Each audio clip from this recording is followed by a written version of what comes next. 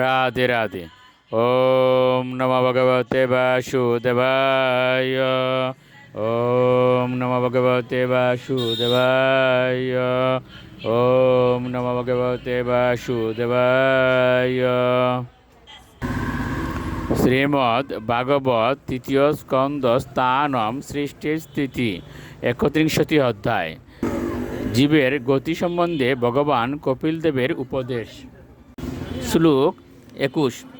তস্মাদ অহম বিগত বিপ্লব উদরিষ্যে আত্মানম আশু তমস সুহৃদাত্মনা এব ভূয়তা বসন মে তদ অনেক্রন্দ্রম মা মে ভবিষ্যদ উপসাদিত বিষ্ণুপাদ।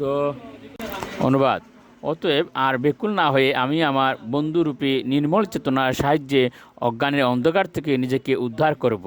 কেবল ভগবানের শ্রীবিষ্ণুর শ্রী পাদপদ্ম আমার মনের মধ্যে ধারণ করে বারবার জন্ম এবং মৃত্যুর জন্য অনেক মাতার গর্ভে প্রবেশ করার থেকে নিজেকে উদ্ধার করব। শ্লোক ২২। কপিলুবাচ এবং কৃতমতির্গর্ভে দশমাস্যস্তবন ঋষিয় সৈধ্যপত্যবাচিনম প্রসূতৈ শ্রুতিমারুত। অনুবাদ: ভগবান কপিলদেব বললেন, গর্ভ অবস্থানকালে ১০ মাস বয়স্ক গর্ভস্থ জীব এইভাবে বাসনা করে, কিন্তু যখন সে এইভাবে ভগবানের স্তব করে তখন প্রসবের কারণীভূত বায়ু তাকে অধোমুখী করে ভূমিষ্ঠ হওয়ার জন্য প্রেরণ করে। শ্লোক ২৩। তেনাবসৃষ্ট সহসা কৃতাবাক শির আতুর বিনিষ্ক্রামতি কৃৎস্রেন নিরুচ্চাস অতস্মৃতীয়।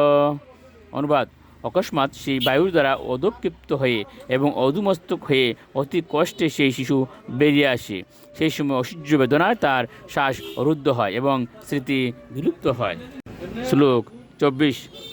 পতিতু ভুব শ্রীমিশ্র বিষ্টা বুরিব চেষ্টতে রুয়তি গতি জ্ঞানে বিপরীতাম গতিম গত।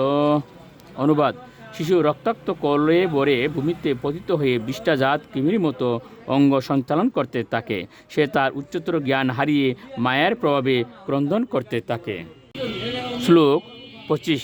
পরচন্দম্ন বিদুষা পুষ্যমানুজনেন্স অনবিপ্রেতম আপন্ন প্রত্যাকাতুম অনিশ্বর। অনুবাদ: গর্ভ থেকে বেরিয়ে আসার পর শিশু প্রতিপালিত হয় সেই সমস্ত ব্যক্তিদের দ্বারা যারা বুঝতে পারে না সে কি চায়। তাকে যা দেওয়া হয় তা প্রত্যাখ্যান করতে অসমর্থ হয়ে সে এক অবাঞ্ছিত পরিস্থিতিতে পতিত হয়। রাধে রাধে।